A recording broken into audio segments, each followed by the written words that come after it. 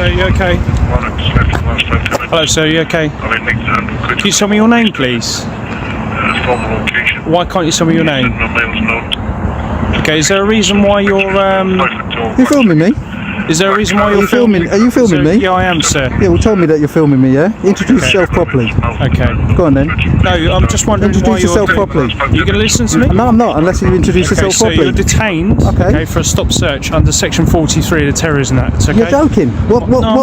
You must be joking. My name's PC Harris. Hold on. What information have you got to call me a terrorist? So this is the legal bit. What information you got to call me a terrorist? What information have you got to call me a terrorist? I can't explain it until if you overtalk me, okay? Go on then. If you let me talk, I'll overtalk you anyway. Well, go on then. Okay? Go on then, just that's explain. the legal stuff I need to get out. Go on then, get the legal stuff out of the way. I'm searching you. Go on then. So, Section 43, Terrorism Act. Who are you? As I said, I'm PC Daniel Harris from Colindale Police Station. The speed at which this officer rushes to detain the auditor is genuinely shocking.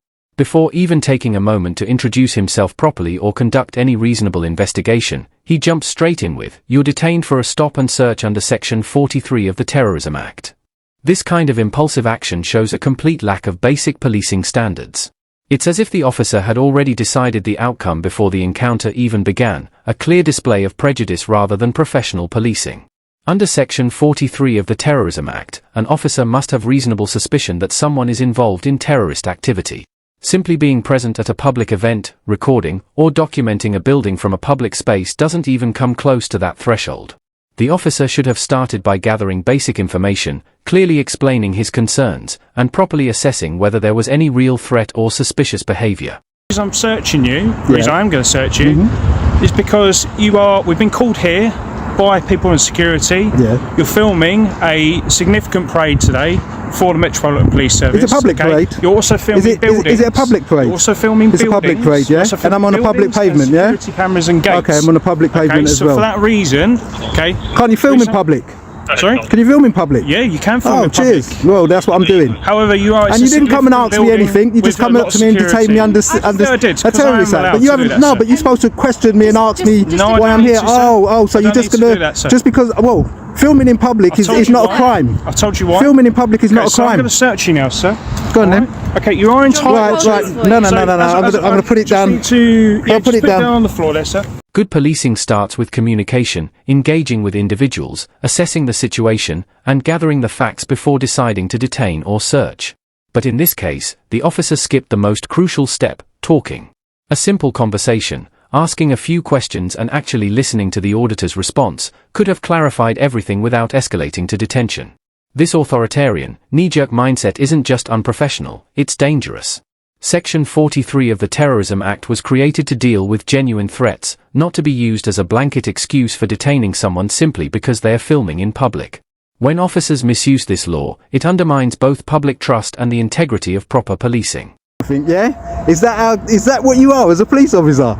You are a joker. Do you agree with me or don't you agree with me? I'm just coming to assist. No, well, I'm also asking you a question, whether you're assisting or not. You're here. I'll come out later. Yeah, I'm just saying. You heard what he said. You've been standing there, and he said that he stopped me under. No, you just heard what he said just then. I heard Come on. 43 of the terrorism. No, you heard him say that they've said that I've been here before.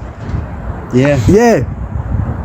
And is that a crime? Being here before filming?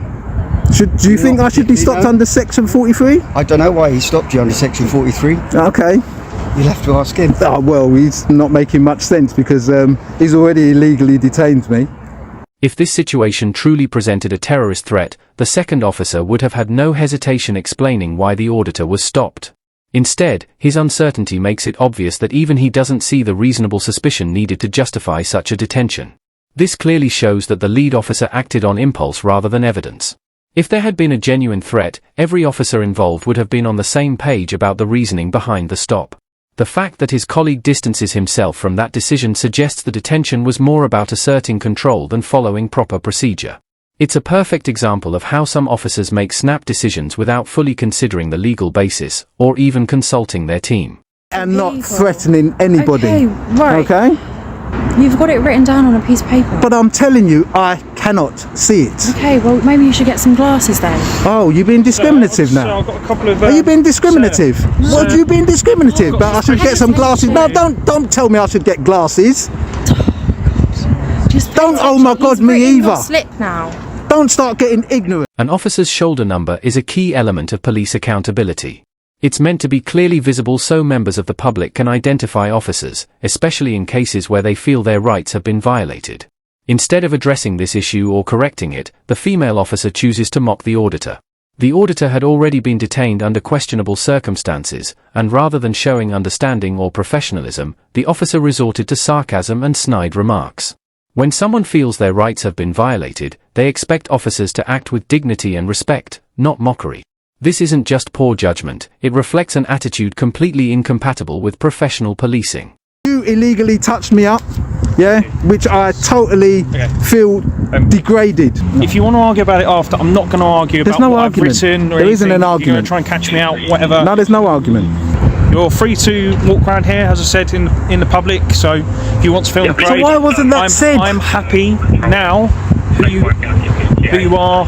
There's nothing that we need to be unhappy with, or the security team are unhappy with. You know you messed up, don't you? I mean, 43. I haven't messed up. Come on, 43. I haven't messed up. That is ridiculous. That's so ridiculous. You might think so. It is. But how many terrorists have you actually caught walking around covertly filming? By the way, yeah, in its very nature, in its very nature, right? Hostile reconnaissance under Section 43 is overt filming, yeah, and I'm covertly filming. I've got my camera out. I'm in a public place. That should have been the last section that you come and try to detain me. Position, okay. If you were one of the security guards, they're protecting this parade today. Yeah. Okay. What would you do? I'd have to observe. I'd have to sit there and look. I think that's You what can't. they've done. No, they haven't done it. I haven't been over there. I haven't been here. But I haven't been over there. I haven't acknowledged them at all. When the auditor questions the flimsy grounds for his detention, the officer tries to shift the blame by asking, "If you were the security, what would you do?" That response reveals that the officer is relying solely on third-party suspicion rather than conducting his own critical assessment. Just because security raises a concern doesn't automatically mean there's reasonable suspicion of terrorism. That's exactly where an officer's investigative skills should come in. The role of the police isn't to blindly act on security's assumptions but to evaluate the situation independently. Security staff might feel uneasy about someone filming, but that alone doesn't meet the legal threshold for detention under Section 43 of the Terrorism Act. The officer's failure to separate a guard's discomfort from an actual terrorist threat exposes poor training and a worrying lack of critical thinking. I've been here about a minute and you came a minute after. I didn't go over there. They didn't see what I was doing. They saw me filming, which I'm lawfully able to film, yeah, legally. So they shouldn't be doing anything. As I said to you, security isn't there to get people detained under Section 43. As I said, you are perfectly right in saying you can film, and that's not a problem. Yeah, so that's what they should have been told. Why have you come and you've literally come, as I've said, you've defiled me, you've searched me, you searched under me groin and everything like that, yeah? Search the belt line, sir. Well, did you search my legs? Yeah, I did search well, that's your legs. under me groin. Okay. Anyway, right? And I feel humiliated about that because I've done nothing wrong. If you feel humiliated, I don't want to make you feel humiliated. And if I did do that, then I apologise. As I say, if you wish to complain, no, but by detaining I've me, given you all the reference numbers that you need. As I say, the full form is going to be completed as soon as I get back to the police station. So if you want to complain about it, by all means do. It's literally coming up to me, and although you might said that I was being evasive or whatever the word you used, evasive, yeah, right? Do I have to answer any of your questions? Sorry? Do I have to answer any of your questions? You don't have to. It's your opinion. Okay. It's the same with the name and address, sir. You haven't given me your name and address. But I don't have to. That's fine. And I haven't questioned you by about law. that. Do I have to? But I haven't questioned you. No, but I'm asking you. By law, do I have to answer you? You've not given me your name and address, which is fine. It's absolutely fine.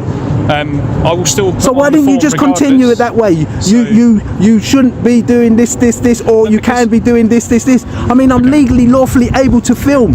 Yeah, regardless if I want to answer you or not. That's my prerogative. This is England. Yeah, as I said, you can film. I've got no issue. Yeah, but that's what you should have come along in the very beginning. I should not have been detained. You're not understanding what I'm saying. You've come along, right, with the simple fact of detaining me under Section 43. No, there's more than because that, well, how long did you take to try to establish whether Section 43 was? How long would you need? Well, more than what you done. You was there for about a minute, if that, trying to get me to say something. I was asking you questions. And then I asked you if you're filming me, right? And then you should have been. Yeah, but I was asking you several questions. What's my name was and what's my intentions? Yeah, and why but do you I have to here? do I have to tell you that? When the auditor challenges him by asking, "You came along and detained me under Section 43, how long did it take you to establish that?" the officer defensively replies, "How long would you need?" That response isn't just dismissive, it's revealing. It shows he didn't take any time to understand the context, gather facts, or properly evaluate the situation. In reality, reasonable suspicion under Section 43 requires more than vague discomfort or someone simply refusing to give their name. The officer's tone and defensiveness show a lack of professionalism and accountability. Rather than admitting he acted hastily, he tries to flip the question back on the auditor, as if being quick somehow equals being right. This mindset is incredibly dangerous, showing how some officers treat detention as a reflex instead of a careful, lawful decision. Credible information was that? I can't tell you everything, sir. You've got no credible information about me. When the auditor rightly asks for an apology after being stopped under Section 43 of the Terrorism Act, the officer instantly dismisses the idea, insisting that it was a legitimate search. This refusal to even consider the possibility of being wrong shows a complete unwillingness to take accountability. Instead of reflecting on whether the grounds for detention were valid, he doubles down, as if admitting fault would somehow weaken his authority. And when the auditor presses further, asking, "What credible information was that?" the officer replies, "I can't tell you everything." That's not an explanation, that's an excuse. It's a classic deflection tactic used to avoid admitting there was no solid reasoning behind the detention. "I can't tell you everything" isn't just vague, it's practically an admission that there were no credible grounds to begin with. The only credible information you could have known about me is that I was out here filming. You wouldn't know me from Adam. No. There's a little bit more than that. I can't go into it. As I say, you wish to complain. There's no more to it. Anyway, And sir, the security are have a good aware day. that you're filming. They'll Stop being discriminative and stop telling people to wear glasses. Sir, Right? nice to meet Yeah. you. Take care. Thank you. This final moment perfectly sums up the entire encounter, a chain of poor decisions and weak judgment by the officers involved. After all the aggressive detainment, the threats, and the flimsy justifications, they ultimately had to back down, proving that the auditor was right from the very beginning. The biggest failure was how quickly the lead officer detained the auditor under Section 43 without conducting any meaningful investigation. Instead of taking time to assess the situation, he went straight to detention after just asking the auditor's name, hardly enough to establish reasonable suspicion. This wasn't just a mistake. It was a clear misuse of anti-terror powers to assert control rather than address an actual threat. When the auditor questioned his reasoning, the officer's evasive response, "I can't tell you everything," exposed the lack of credible grounds entirely. And the female officer's behavior only made things worse.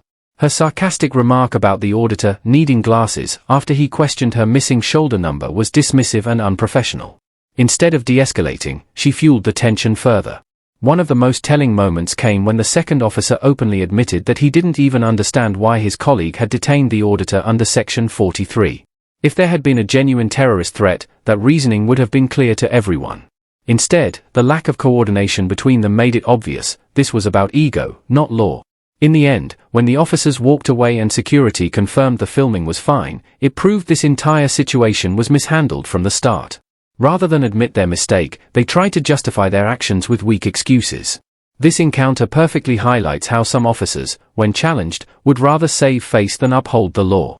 Had they taken the time to assess the situation properly, communicate clearly, and respect the auditor's rights, this entire conflict could have been avoided. Instead, their lack of professionalism, poor reasoning, and refusal to admit fault left them walking away, their authority undermined, and their actions exposed. That's it for today's video. If you enjoyed this episode, don't forget to like, comment, and subscribe, it really helps support independent coverage. Also, check out Yardley Ski, his channel is linked below. Show him some love. Thanks for watching, this was Rate the Audit, and I'll see you in the next one.